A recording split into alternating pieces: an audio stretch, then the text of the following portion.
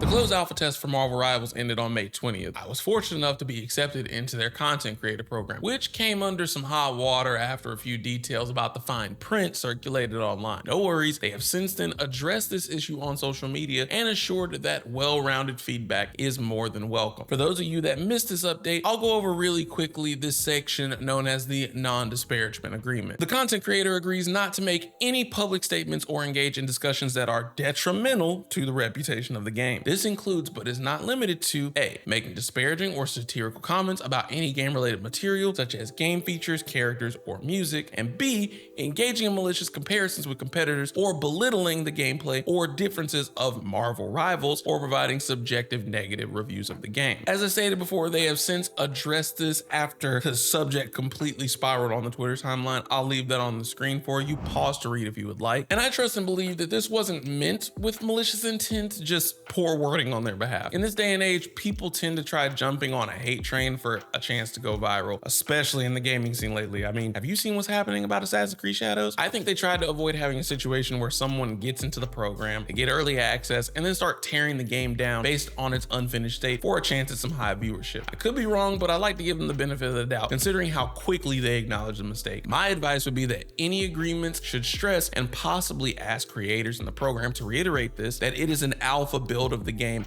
or beta for future installments, and it's not the final product, and things are subject to change by the time of release. With that out of the way, let's get into everything we know about the Marvel Rivals Alpha at first glance. Marvel Rivals is a free-to-play 6v6 third-person team shooter by NetEase Games. The only other large-scale release they have is Naraka Blade Point, an action BR that came out in the midst of the pandemic. I believe that game had a moment thanks to the streaming community as well as the fact that we were all inside, and with its success, it now looks like NetEase is dipping their toe into another genre. The alpha gives you an 18-character roster of heroes and villains split amongst 3 categories and each having their own play style. The game is currently set to drop on PC with only rumors and speculation of a future console release. Here's where we address the Overwatch clone allegations. There is a lot of this that might look to be the same on the surface. You got 3 character types, DPS, tank, and healer. They're under a different name, but that's essentially what they are. The quick matches available in the alpha fosters 2 game modes, Deliver the Package and Domination. My hope is that when the final build drops, we actually see some more variety by the introduction of new game modes that we wouldn't recognize from Overwatch, as well as spicing up these existing ones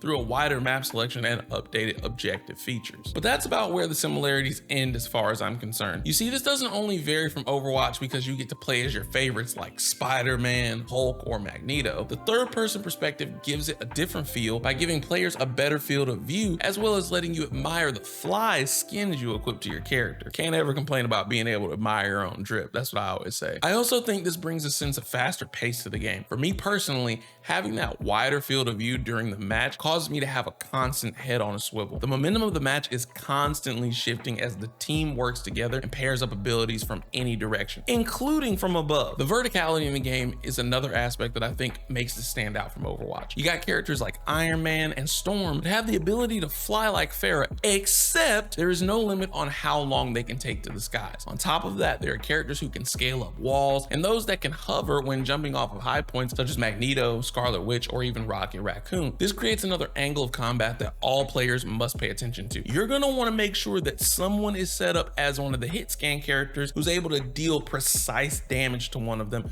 because they can move around rather quickly and they're high up. After this comes the mechanic of destructible environments. I love this addition to the gameplay loop. I can't tell you how many times I caught someone ducking behind a wall or hiding underneath some flooring, but it didn't matter because I was able to blast through it and force them to move. This contributes to creating a faster pace in combat that I keep mentioning, and it's not so easy to duck a fight or sneak away in every instance. You can also knock down a portion of a building onto your opponent or create a blockage for a pathway. I'm excited to see how this improves by the final game, holding out hope that a variety of maps and game modes will keep this feature feeling fresh and a useful asset to the combat. Then there's the number one trait that is unique to Marvel Rivals and plays into the IP very well, and that's the team up abilities. You have specific characters that when selected on the same team are able to access a team up move or gain some type of passive boost. Examples include include Rocket being able to ride on Groot's shoulder or drop a damage and ammo buff for, say, Punisher, Magneto gets a boosted Chaos Magic attack with Scarlet Witch, or Luna Snow giving a passive ice boost to Namor's water-based attacks. This adds an extra level on top of overall team composition that makes your character selection crucial with each match. By now, plenty of you are probably thinking, he ain't got nothing bad to say about this game. Well, no, of course, there's a couple of things that were not smooth in this first look at Marvel Rivals whatsoever. Speaking of smooth, quite literally something that wasn't smooth was the frame rate. But this wasn't always the case. Even some of the most crowded battle moments I had on stream, twitch.tv/jfridgen, by the way, make sure you follow, with a bunch of particle effects and attacks going on in a small space, the frames would hold pretty steady. Not always the case, but surprising that it did nonetheless. However, some of the worst frame drops occurred at the end of matches on the MVP highlight and the match outro screen. I think every game I played while on stream suffered a massive frame drop or possible screen freeze at the end of matches, and it would happen off and on when I wasn't streaming. Another thing that is painfully obvious will need some tweaking is the character balancing. Most of the characters felt good, but I can name a few who need to be adjusted in either direction. Prime example, Magneto's ult, he builds up a big metal ball that you can throw at your enemies. It was the joke of the alpha test. I think I recall getting 1 kill from it, but when I would play with others, everyone would always say, that ain't hitting nothing when Magneto threw his ult. You'd hear, fear Magneto,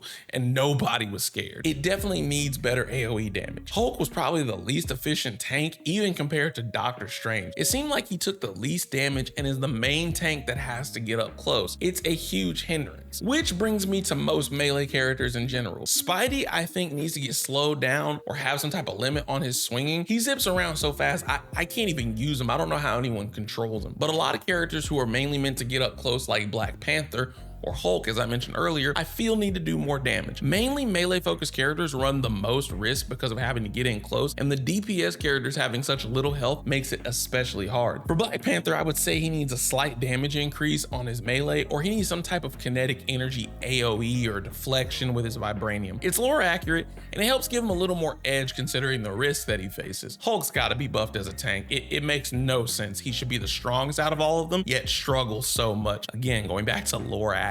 If they don't change anything else, I hope NetEase listens to the player base when it comes to figuring out how to make playing a few characters more enjoyable so that they don't get left by the wayside. I personally don't want to see teams full of Spider-Mans and Scarlet Witches with everyone else just built around them because they feel the most broken. Overall, I enjoyed my time with the closed alpha test. There's a few things they can improve, and I see the vision for how they can expand to become the next big thing in the multiplayer scene for gamers. Only time will tell though. But until we get news on the next early access test or demo, which I definitely will cover on the channel, be sure you're subscribed and turn on notifications for any future videos I do on Marvel Rivals. Then click the card on the screen and see why everyone hates Ubisoft's latest announcement regarding their next Assassin's Creed game.